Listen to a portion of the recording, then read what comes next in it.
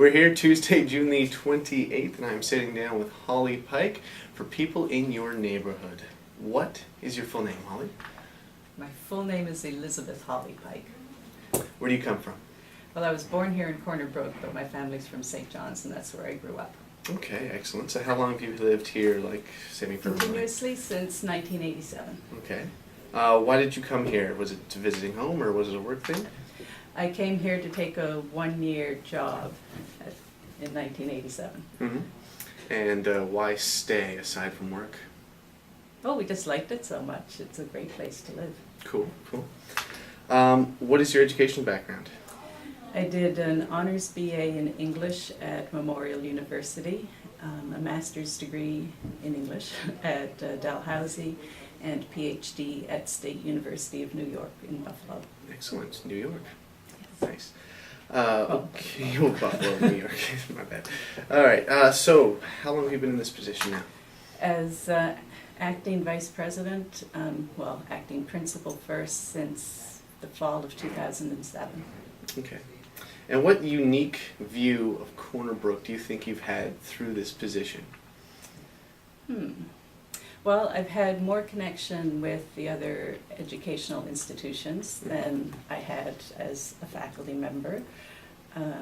I've learned to know people from, the Board of Trade and regional development agencies, and just the community generally. I guess because you're kind of the public face of the institution a bit when you're in this position, so you talk more with people in other sectors of the community than you do as a faculty member. Excellent. Okay, here's a question now. Do you think CornerBrooker is succeeding as a college town? I think there are still things that can be done. It's not bad. After all, people do come here. Mm-hmm. There are issues. Public transportation doesn't serve the educational institutions particularly well.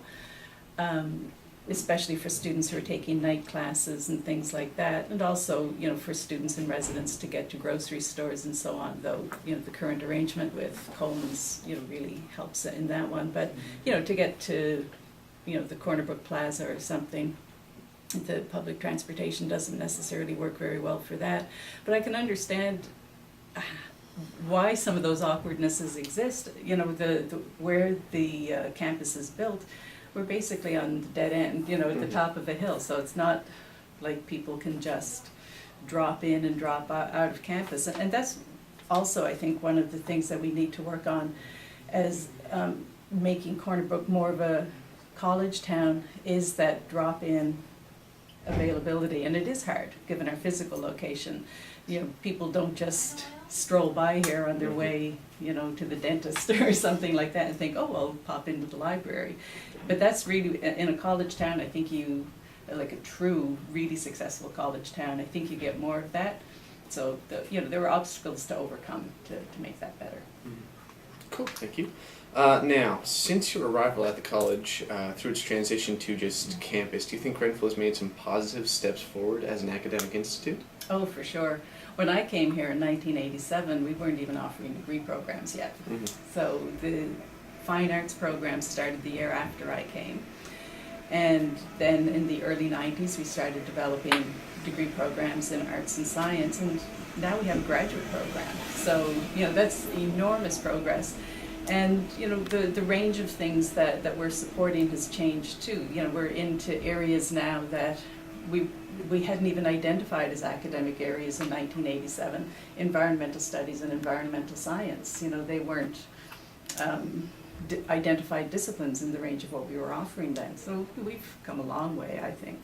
And of course the infrastructure changes that are visible. When I came in 1987, there was this single building, the one we're sitting in now, which is now one of 4 academic buildings on the campus. We have a new wing going up that's going to add, a lab for each of the sciences, and a telescope, and more classrooms, more offices, more student study space. We've advanced a lot, and it's not only in terms of securing funding to do certain things, but also in making choices in how we allocate the funding we have to focus on certain things. What's a personal achievement that you're most proud of involving this job? Something I have never thought of. Gosh, I don't know. I had never thought of it in personal terms. Mm-hmm. I've learned a lot from doing this job. When I took it over, I thought I would be doing it for a few months, and I've done it for 3.5 years, nearly 4 years.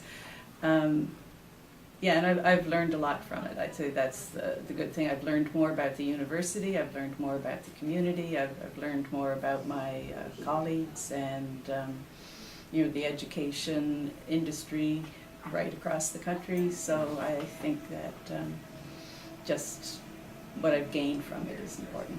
Excellent. Good answer. All right. No money limits. Ooh. Think about this one. Okay. Think big, as big as you can. What do you think would be a great next step for Grenfell, a big goal to shoot towards? Anything big? Anything big? Mm-hmm. Well, I think if we had absolutely no money limits, I'd go really big on infrastructure first to build a lot more dedicated research space than we have, and then sort of using that as a launching off point, I'd make sure that we had a graduate program in each of the academic divisions with appropriate, at least one in each of the academic divisions with appropriate research support for all of them, so that for fine arts, say for theater or visual art, we need a lot more infrastructure before we can move, into expanding the offerings significantly. Even for the arts, like even in the humanities, there are needs for different kinds of spaces if we're going to undertake graduate study and so on. So that would be my thing. I don't think that Grenfell needs to become a sort of comprehensive university and have a broad range of graduate to study, but I think that in every division we should be doing graduate supervision and teaching. Excellent. Do you have any advice for your successor? I don't think Mary needs my advice. Mary is very competent and has lots of ideas, and my only advice is to stay cheerful, but she'll be doing that anyway. Awesome. Where will you be going from here? Well, I have a year of leave, and in that time I'll be getting my research back on track and revamping all my courses. It'll be 7 years now since I taught a course, so I have to redo all my material. I don't want to take out those yellowed old notes. Mm-hmm. And I'll be back teaching in September of 2012. Wow. What will you be teaching? I don't know the precise courses yet, but I'll be probably some of the courses I used to teach, like the literary survey courses, the history of the language course, literary uses of English from the earliest times, as we call it. I might be developing a new course on bibliography and the book and so on. Nice. Yeah. Excellent. Looking forward to that. Oh, very much, very much. Getting back in the classroom. Yeah, I like teaching. Awesome. What's your favorite spot on campus? My new office. Favorite meal in the food court? Oh, fries and a burger at Martin's Canteen. Excellent. All right. Any final words you'd like to say before you go to CornerBrooker or Grenfell campus? Oh, gosh, I don't know. I can't think of anything particular. CornerBrooker is home. It's a great place. I can't imagine living anywhere else now. Excellent. All right. Well, thank you very much, Holly. Thank you. And good luck with everything to come. Thank you very much. It was a pleasure to talk to you. Thank you.